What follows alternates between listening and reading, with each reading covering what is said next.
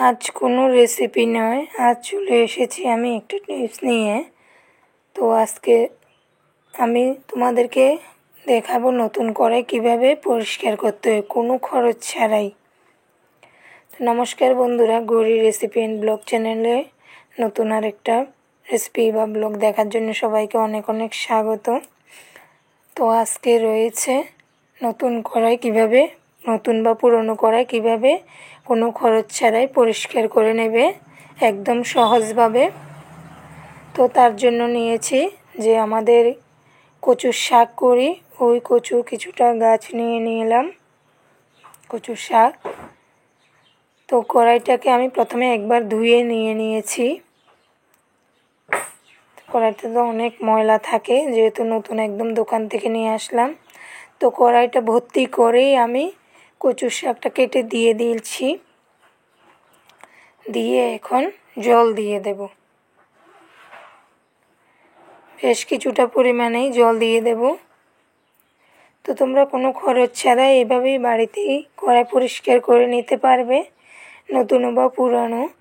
তো ঘরে অনেক সময় ঘরে ব্যবহার না করে অনেক পুরনো কড়াই পড়ে থাকে, তো হঠাৎ করে ব্যবহার করার জন্য বের করলে এটা সবজি বা রান্না করলে বা কিছু করলে কালো হয়ে যায়।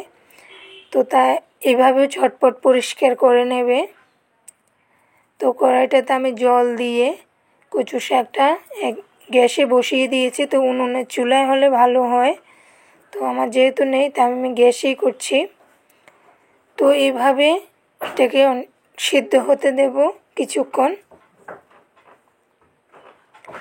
সিদ্ধ হতে হতে তোমরা দেখবে পুরো কড়াই থেকে কালো কালো কষ বের হচ্ছে।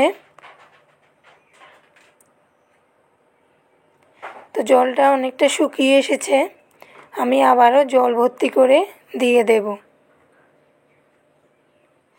জল ভর্তি করে আবার কিছুক্ষণ রেখে এখন ছেড়ে দিয়েছি। দেখো কি অবস্থা হয়ে গেছে, পুরো কালো হয়ে গেছে জলটা। তো এভাবে যদি একবার দুবার করে নিতে পারো তাহলে একদম আর কালো উঠবে না,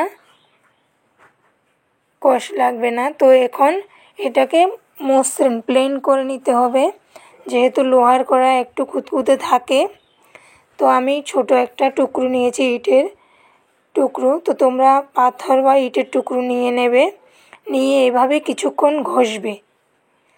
ঘষলে যে ভিতরে দানা দানা ভাবটা থাকে লোহার কড়াইতে, ওইটা কেটে যাবে, একদম মসৃণ হয়ে যাবে কড়াইটা। দেখতে পাচ্ছ কি সুন্দর একদম মসৃণ হয়ে গেছে। তো এখন এটা রান্নার জন্য উপযোগী সম্পূর্ণভাবে। দেখো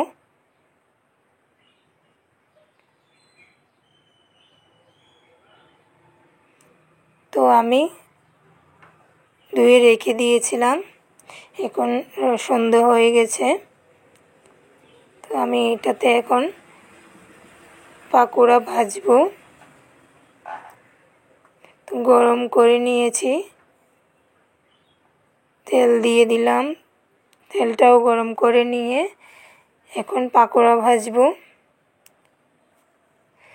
তো বন্ধুরা, আমার আজকের ভিডিওটা তোমাদের কেমন লেগেছে অবশ্যই কমেন্ট করে জানাবে, ভালো লাগলে লাইক শেয়ার করবে। তো আমার পাকোড়া ভাজা চলছে।